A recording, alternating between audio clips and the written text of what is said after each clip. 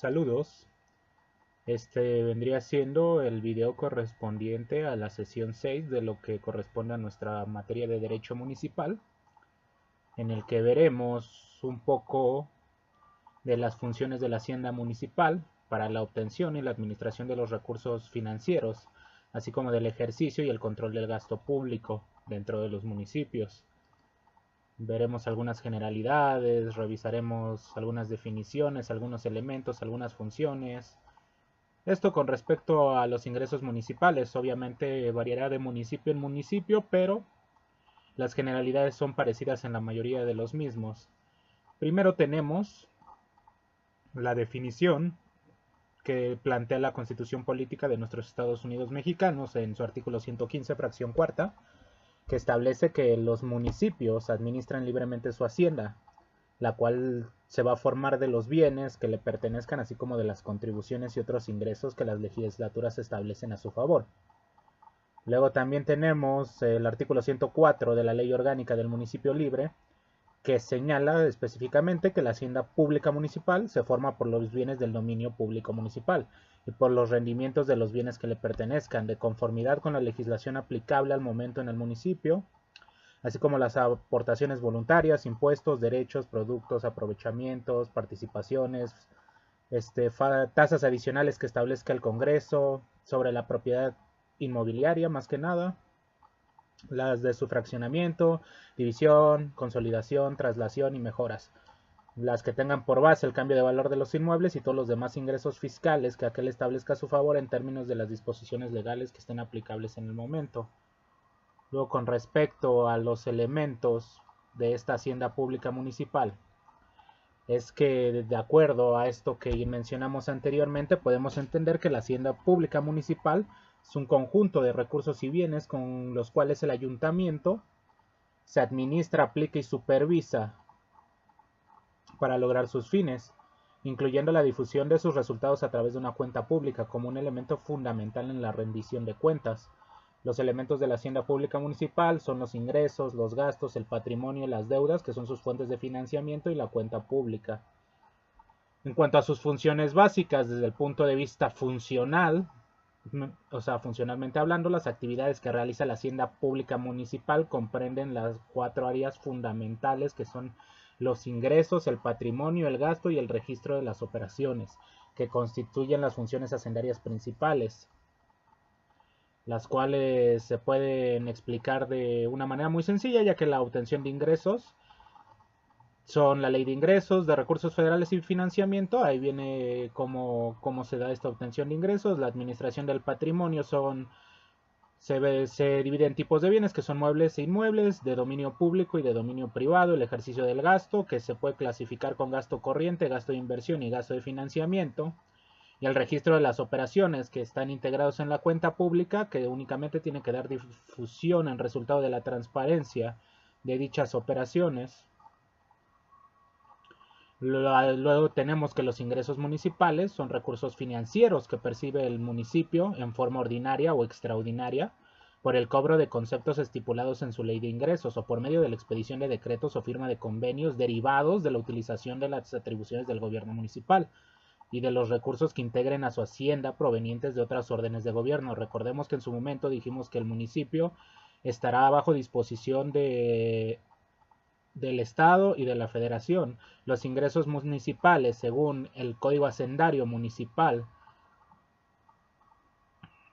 depende del Estado, los definirá como las percepciones en dinero, especie, crédito, servicios o cualquier otra forma que incremente la hacienda pública municipal y que se destina al gasto público, obviamente, y los dividirá en ingresos ordinarios y extraordinarios. Estos últimos generalmente provendrán de la Federación, serán producto de donaciones en efectivo o en especie y por actos posteriores al inicio de su ejercicio fiscal. Si los tuviéramos que clasificar, obviamente el Código Hacendario Municipal los clasificaría en ingresos, como ya mencionamos, ordinarios y extraordinarios. Los ordinarios son aquellos que percibe regularmente la tesorería del ayuntamiento y que son consecuencia de su presupuestación, perdón, aprobados mediante su ley de ingresos, mientras que los extraordinarios son aquellos que se perciben como consecuencia de situaciones imprevistas que no estén programadas y por lo tanto no se den de forma regular. La hacienda pública municipal va a percibir en cada ejercicio fiscal los ingresos provenientes de la recaudación, los productos, los aprovechamientos, las transferencias y otras actividades distintas que vayan surgiendo a lo largo de la administración de dichas concesiones. En cuanto a contribuciones, tenemos los impuestos, que son los que pagan las personas físicas o morales que se encuentran en la situación jurídica o hecha prevista por la misma. Los derechos, que son contribuciones, que reciben servicios que prestan las dependencias y entidades de la administración pública municipal en sus funciones de derecho público. Y las contribuciones por mejoras, que son que están a cargo de las personas físicas o morales que, con independencia de la utilidad general, obtienen un beneficio derivado de la realización de las obras públicas. Esto en cuanto a las contribuciones. Los aprovechamientos son ingresos que percibe el municipio en su función de derecho público. Luego, los productos son contraprestaciones por los servicios que presta el municipio en función de derecho privado, así como por el uso, aprovechamiento o enajenación de sus bienes de dominio privado. Tenemos transferencias de recursos, que son participaciones y aportaciones federales, y otros ingresos a los que llamamos ingresos extraordinarios, que pudieran establecer el Código Hacendario Municipal o las leyes aplicables y los convenios celebrados con la Federación, con el Estado, con otras entidades federativas, otros municipios e incluso otros particulares, ¿no? Luego tenemos los ingresos propios, que son las contribuciones, productos y aprovechamientos que son recaudados por el ayuntamiento en el ejercicio de sus atribuciones fiscales de acuerdo a su ley de ingresos. Y luego podemos mencionar algunos ejemplos de dichas contribuciones, que serían como en impuestos podría ser el predial, traslado de dominio de bienes inmuebles, espectáculos públicos, rifas, sorteos, contribuciones adicionales sobre ingresos municipales o sobre fraccionamientos. Derechos, pues podemos entenderlo como el registro y refrendo anual de las actividades económicas, las obras materiales, los servicios de agua potable y drenaje, la expedición que suele haber en los registros de certificados y constancias, por servicios de rastro, lugares, por servicios de recolección de transporte y disposición de residuos sólidos, por servicios prestados por el registro civil, servicios de panteones, y pues contribuciones de mejoras, pues por la realización de obras, captación del agua, construcción o reconstrucción de alcantarillado y drenaje, pavimentación de calles y avenidas, construcción y reconstrucción de banquetas, por decir algunos otros más, ¿no? En cuanto a los productos y aprovechamientos, pues son considerados como ingresos propios.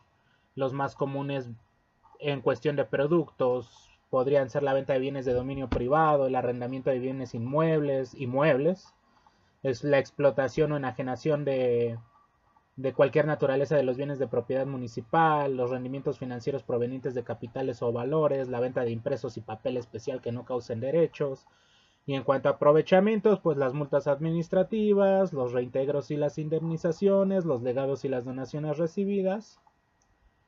Y pues eso en cuanto a ingresos propios, ¿no? Obviamente la falta de pago puntual de estos impuestos en contribuciones por mejoras y derechos autoriza al ayuntamiento a cobrar un recargo del 2.5 por cada mes a fracción de lo que se retarde el pago. Esto conforme a la ley de ingresos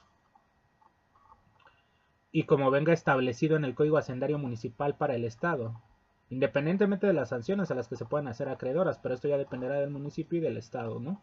Como hemos venido siendo muy puntuales, que cuando hablamos de municipio, al haber tantos establecidos y que estén divididos en nuestro suelo nacional, pues es complicado dar artículos tan exactos porque estos podrán variar de un municipio a otro. Luego, si mencionamos las participaciones y las aportaciones federales, pues es más fácil porque estas participaciones y aportaciones están mencionadas en los artículos 1 y 25 de la Ley de Coordinación Fiscal, que dice: que los estados y los municipios recibirán los recursos que la federación les transfiera a sus haciendas públicas, es decir, las participaciones y aportaciones federales. Las modalidades por las cuales el gobierno federal transfiere los recursos a las entidades federativas y los municipios son las participaciones federales, las aportaciones federales, los programas federales y convenios de reasignación de recursos, que se distinguen, ¿no?, por el sustento legal, su forma de distribución, objetivos, etiquetas de gastos y destinatarios. Las particulares de estos ingresos, pues se pueden consultar en un documento que se llama Guía de Fondos y Programas Federales. Si en algún momento alguien le quiere echar un vistazo, pues siempre es algo meramente informático. Luego, en cuanto a otros ingresos que puede llegar a tener esta hacienda municipal, pues existen los que habíamos llamado con anterioridad los ingresos extraordinarios, que son ingresos que percibe el ayuntamiento por concepto de aportaciones. ¿Qué son estas aportaciones? Pues son donaciones en dinero o en especie que provienen de dependencias federales, dependencias estatales o de dependencias particulares por recuperaciones, devoluciones y otro tipo de movimientos que no son posibles presupuestar, pero que se van obteniendo durante el ejercicio de la labor municipal. Estos ingresos obviamente se deben comprobar y registrar con base en lo establecido de la Ley General de Contabilidad Gubernamental. En cuanto al soporte documental de estos ingresos, independientemente del tipo de ingresos que reciba un ayuntamiento, ya sea provenientes de su recaudación, de aportaciones o de participaciones de programas federales o derivados de una donación, se debe de contar siempre con el soporte documental que los compruebe, que los justifique y que los demuestre. ¿Para qué? Para que sepamos que está cumpliendo con la normatividad a la que está sujeta. Además de que se debe de efectuar un registro contable correspondiente a lo que ya habíamos mencionado, ¿no?, de conformidad con la Ley General de Contabilidad Gubernamental. En este sentido, se deben de presentar aspectos que se deban observar para evitar incurrir en inconsistencias por falta de soporte, como la expedición de recibos oficiales. O sea, ¿qué es la expedición de recibos oficiales? Pues es que por cada operación relativa a cobros o ingreso de recursos, la tesorería debe expedir un recibo oficial. En el caso de acciones de recaudación, el monto debe ser cobrado con conformidad con las tarifas y tasas establecidas en el Código Hacendario Municipal. Los recibos oficiales deben coincidir con el importe de la póliza contable de ingresos y ser depositadas a la cuenta bancaria que está aperturada para tal efecto. Esto en cumplimiento a la normatividad fiscal. Obviamente los municipios deben emitir comprobantes fiscales digitales. Sin embargo, existe la opción, por regla, en la que se permite, más que nada, seguir emitiendo comprobantes de manera manual, la cual señala en una regla de una modificación de resolución miscelánea, que la Federación, los estados, los municipios y las instituciones que por ley están obligadas a entregar el importe íntegro de su remanente de operación, así como los organismos descentralizados que no tributen conforme al título desde la ley del ISR, podrán estar a lo dispuesto de la regla 1.2.10.2 fracción 1.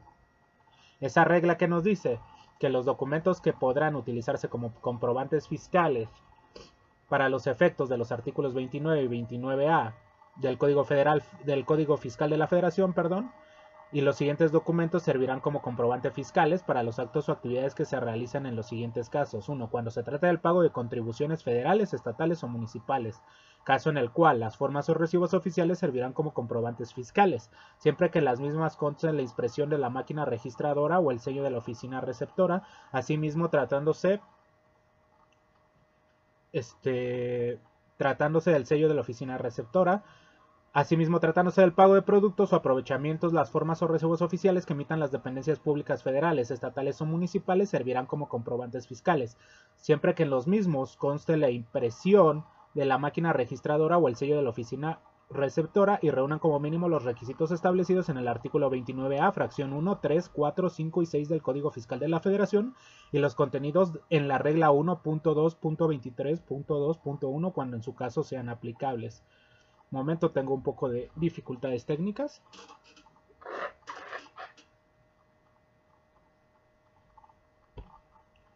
Una disculpa. He estado un poco enfermo de la gripa. Y pues bueno, En cuanto a otro tipo de soporte documental de los ingresos, tenemos el impuesto predial, que es este impuesto predial.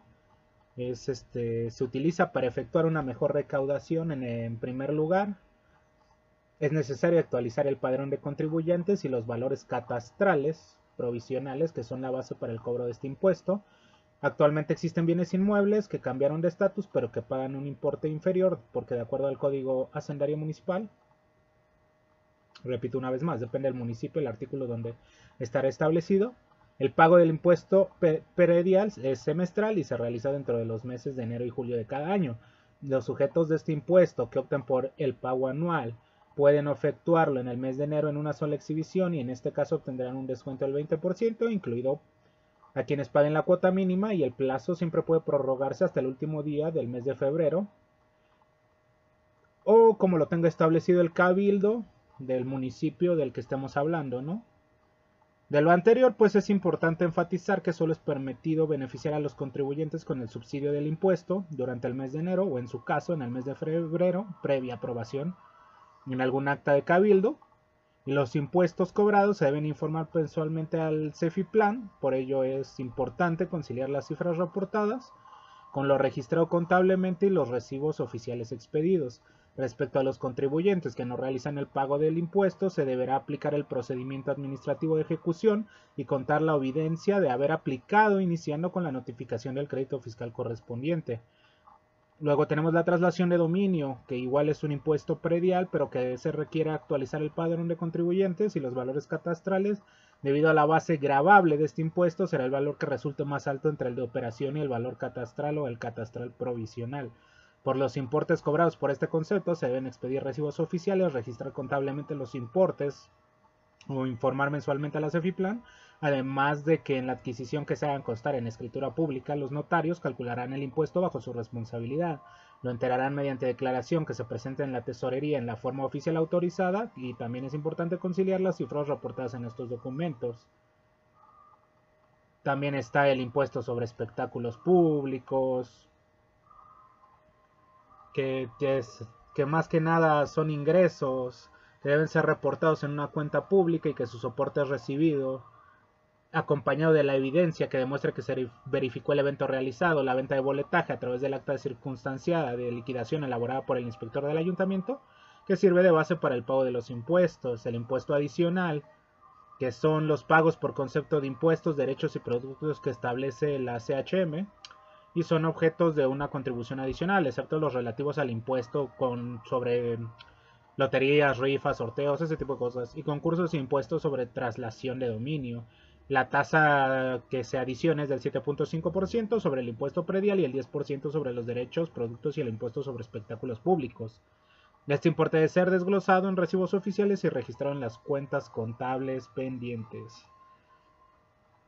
Y así hay muchos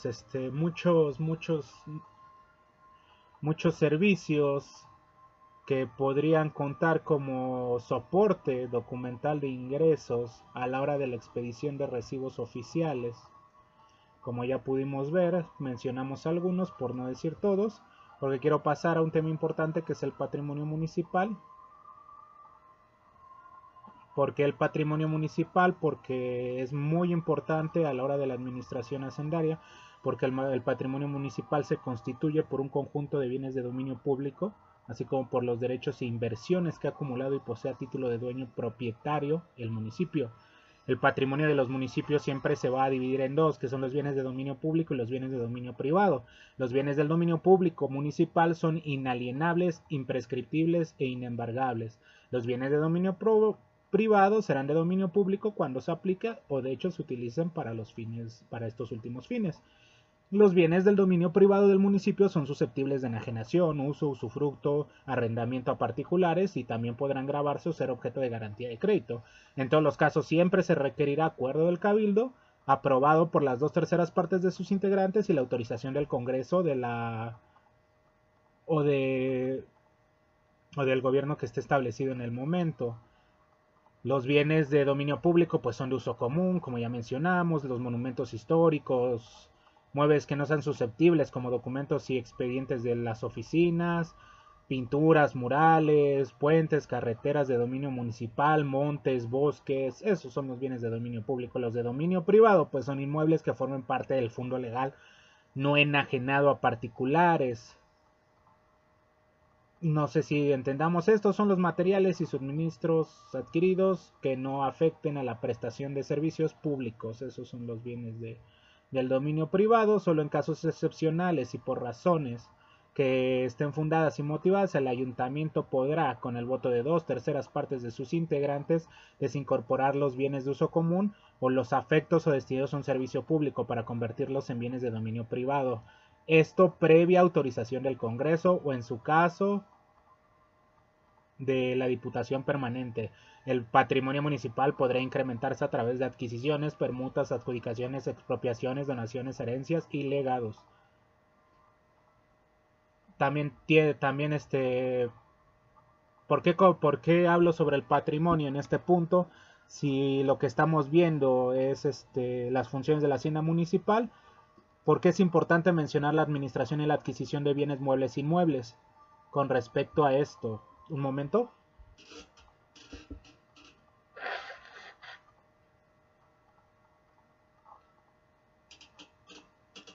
La administración y adquisición de bienes inmuebles, es mencionada en la Ley de Adquisiciones, Arrendamientos, Administración y Enajenación de Bienes Muebles, que establece textualmente en su artículo 26 que las instituciones, bajo su estricta responsabilidad, efectuarán sus contrataciones conforme a alguno de los procedimientos siguientes, que son licitación pública, licitación simplificada, mediante invitación a cuando menos 3 proveedores y adjudicación directa. Además, el artículo 27 nos indica que las dependencias, los organismos y las entidades señaladas en el artículo primero de la ley se sujetan en los procedimientos de contratación a los montos y modalidades siguientes. Fracción 1, la que rebase el monto de 181.612 días de salario mínimo general vigentes en la zona económica de la localidad y se harán en licitación pública nacional e internacional.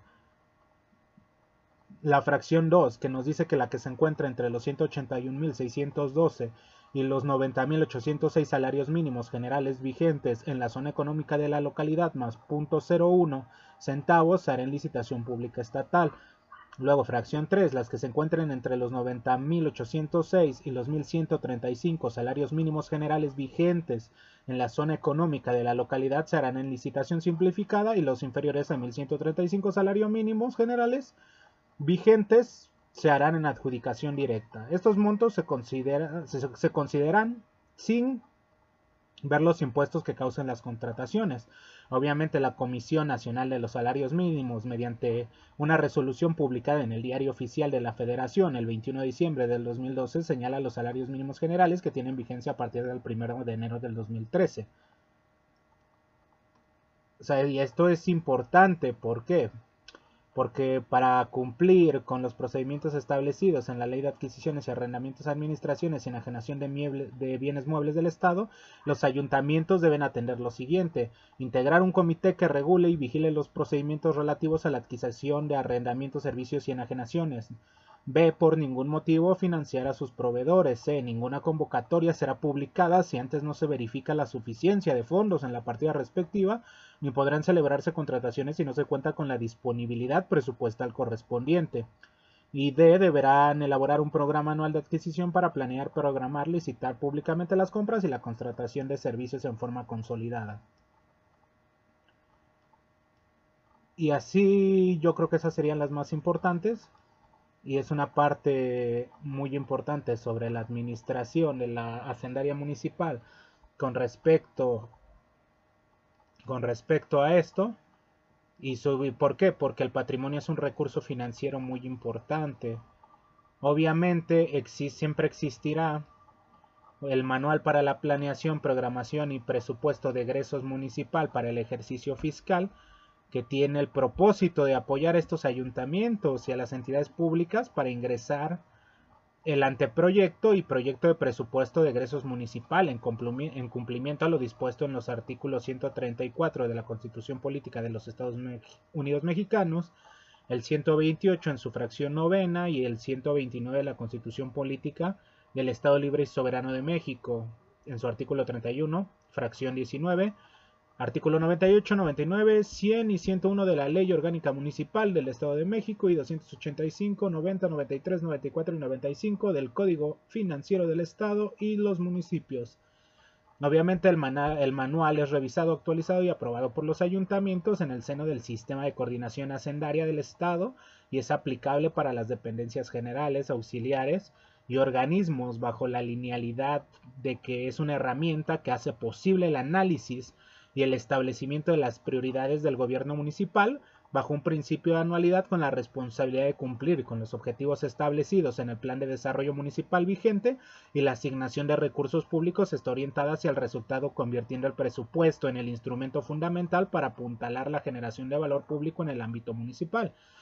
Sus principales propósitos de ese documento va a ser apuntalar la integración del presupuesto municipal, dar a conocer la clasificación funcional, la programática municipal del ejercicio fiscal del año en curso, hacer eficiente, eficaz y transparente el proceso de asignación de los recursos presupuestarios y orientar la programación de metas de actividades y de indicadores hacia resultados concretos. Y es algo muy importante a la hora de tener esta planificación, ¿no? En un entorno de planeación estratégica más que nada, porque aplica las nociones de la GPR, que es la gestión para resultados, y algunas de las herramientas e instrumentos fundamentales para el fortalecimiento del desempeño público, que serían el marco normativo en materia de PBR, de observancia y aplicabilidad municipal, el presupuesto de egresos municipal, la matriz de indicadores para resultados, el diseño bajo la metodología de marco lógico, la operación del sistema de evaluación del desempeño para el caso de los municipios del estado y que se denomina sistema de evaluación de la gestión municipal, la transparencia y la rendición de cuentas. Obviamente, en cuanto a marco jurídico, yo creo que lo hemos mencionado muchas veces en videos anteriores, pues tenemos la Constitución Política de los Estados Unidos. Es importante revisar el artículo 26 y el 134, la Ley Federal de Presupuesto y Responsabilidad Hacendaria, artículo 44, párrafo cuarto y artículo 85, fracción 2, párrafo quinto, la Ley de Coordinación Fiscal, en su artículo 1, la Ley General de Contabilidad Gubernamental, que hemos mencionado varias veces a lo largo de este video, artículos importantes, el 1, el 16, 17, 18, 19, 46, 48, 54, 55, 57, etc. Y el cuarto transitorio también es importante mencionar porque son bastantes. La Ley General para la Igualdad de Mujeres y Hombres, artículos 1, 3, 6, 8, 13. La Ley General de Derechos de Niños, Niñas y Adolescentes, artículos 1, 2 y 3, y la Ley Federal de Transparencia y Acceso a la Información Pública, artículo 43, Ley de Disciplina Financiera de las Entidades Federativas y los Municipios, artículos 1, 18, 19, 20, 21 y 30, transitorios cuarto, sexto, séptimo, noveno, décimo y décimo primero.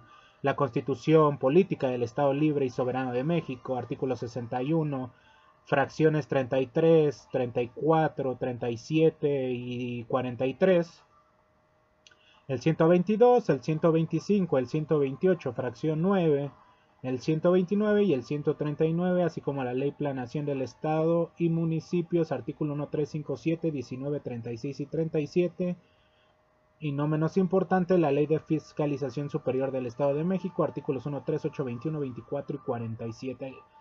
En cuanto a marco legal, siempre habrá muchísimas leyes que podemos utilizar con respecto a estas funciones de la hacienda municipal y también para la administración de sus recursos financieros, ¿no? Esos son muy importantes de mencionar, pero pues hay que tomar en cuenta cosas como el presupuesto, las funciones del presupuesto, la importancia, los objetivos, la finalidad del presupuesto, que debe de llevar una planeación dicho presupuesto, que esta planeación debe tener una misión, una visión, un diagnóstico, un objetivo, estrategias, líneas de acción, la programación presupuestaria